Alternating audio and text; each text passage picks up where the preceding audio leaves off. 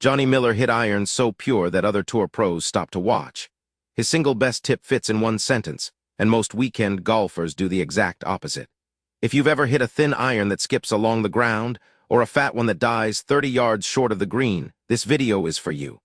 By the end, you'll know exactly what's going wrong, exactly how to fix it, and you can start practicing it tonight. Here's the frustrating truth about iron play. Most weekend golfers are trying to help the ball into the air. You feel like you need to scoop under it, lift it, give it a boost. It makes sense instinctively. The ball is sitting on the ground, you want it to go up. So you hang back, flip your wrists, and try to pick it clean. And that instinct is killing your ball striking. The golf club already has loft built in. A 7-iron has roughly 34 degrees of loft. It does not need your help getting the ball airborne. What it needs is for you to stop fighting it. This is the mistake that keeps 90% of weekend golfers stuck at the same handicap for years. Not their grip, not their stance, not their backswing. It's the flip, the scoop, the early release of the club before impact. And the worst part, it feels like you're doing something right when you do it. The ball goes up. You think it worked. But you're leaving 20, 30, sometimes 40 yards on the table, and your consistency goes out the window entirely. The fix is simpler than you think, and Miller explained it better than almost anyone. Let's name the fault clearly so you can recognize it in your own swing. The scoop happens when your right hand, your trail hand if you're right-handed, fires through the impact zone too early. Your wrists unhinge before the club reaches the ball. The result is that the lowest point of your swing arc arrives behind the ball instead of in front of it. You're catching it on the upswing, or at best at the bottom, when you need to be catching it on the way down. Tour pros hit down on their irons, every single one of them. They take a divot in front of the ball, not behind it, not on top of it, in front of it.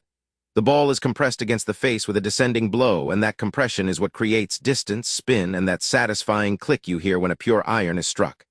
Now here's the root cause. It's not a hand problem. It's a weight problem. Most golfers who scoop have their weight too far back at impact. When your weight stays on your trail foot through the downswing, your body compensates by flipping the hands to find the ball. The scoop is a symptom. Weight shift is the disease. Here's what Miller taught, and it's as simple as golf instruction gets. Step 1. At address, your hands should already be slightly ahead of the ball, not dramatically, not a forward press that looks forced, just fractionally. Grip pressure neutral, hands leading, shaft leaning ever so slightly toward the target. That's your starting position. Feel it now before you ever swing. Step 2. As you start your downswing, think about 1 cue and 1 cue only. Get your belt buckled to the target before your hands arrive at the ball. Your hips lead, your hands trail. This sequencing is everything. When your hips clear first, your hands naturally stay ahead of the club head through impact. You don't have to force anything. The geometry of the swing does it for you. Step 3. The feel to look for, and this is the one that unlocks it, is the sensation of the grip end of the club pointing at your left hip through impact. Not straight down, not flipping out, pointing at your hip. If you finish the swing and your grip is still ahead of the club head, you've done it right. But it gets worse before it gets better. Here's what most golfers do when they first try this. They overcorrect. They drive so hard with the hips that they throw the club over the top. Or they get stiff and robotic. The drill Miller recommended, and that instructors still use today, is the 9-3 drill. Take your 7-iron, set up normally, now make a half swing. Club goes back to 9 o'clock, parallel to the ground. Club finishes at 3 o'clock, parallel to the ground on the other side. Small, controlled, deliberate. Your only job in that swing is to make sure your hands are ahead of the club head at the bottom. Lead with the grip. Brush the turf in front of where the ball would be. Hear the swish happen after where the ball sits, not before. Do 20 of these in a row, no full swings yet. Just 9-3 over and over, ingraining the feeling of a descending blow. If you can find a patch of grass to actually hit from, even better, watch where the divot starts. It should start forward of where the ball was. Now, 2 common mistakes when you try this. The first one is rushing the transition. You start the downswing before your backswing is finished, which throws everything out of sequence. Slow it down. The tempo should feel almost lazy at the top. Let the backswing complete before you start down. The second mistake is lifting your head to watch the shot. You come up early, your spine angle changes, and you catch the ball thin. Trust the contact. Keep your eyes on the back of the ball through impact. The ball will tell you where it went. You don't need to watch it in the air to know if you hit it well. You'll feel it. Here's what changes on the course when you have this dialed in. You stop fearing irons. Right now, if you're a scooper, you probably have a club you hate, maybe a 5-iron, maybe a 6, because you know you can't compress it. That fear goes away. When you trust that you're going to hit down and through, every iron distance becomes predictable. You start hitting the right side of the green instead of the front. You start taking the right club because you know exactly how far it goes. That's what Miller meant. Not a tip about grip, not a tip about stance width. Just one fundamental truth about how a golf club is supposed to strike a golf ball. Hit down.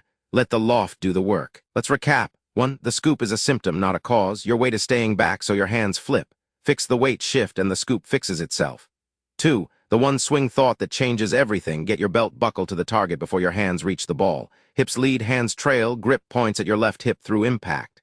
3. Use the 9-to-3 drill. 20 reps every range session until leading with the hands feels normal. Take real divots and watch where they start. Forward of the ball is the goal. Give yourself 2 weeks of focused practice with this drill and you'll feel the difference.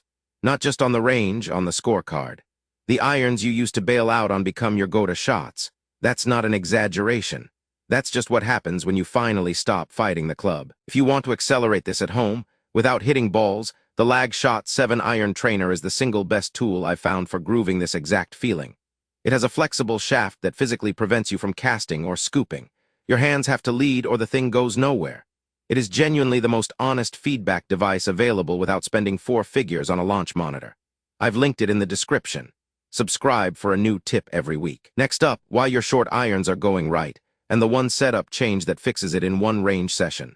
What's your miss with irons right now? Thin, fat, or a push to the right? Drop it in the comments. I read everyone and it helps me make the next video actually useful for where you are. And save this one, you'll want to come back to the 9-to-3 drill checklist before your next range session.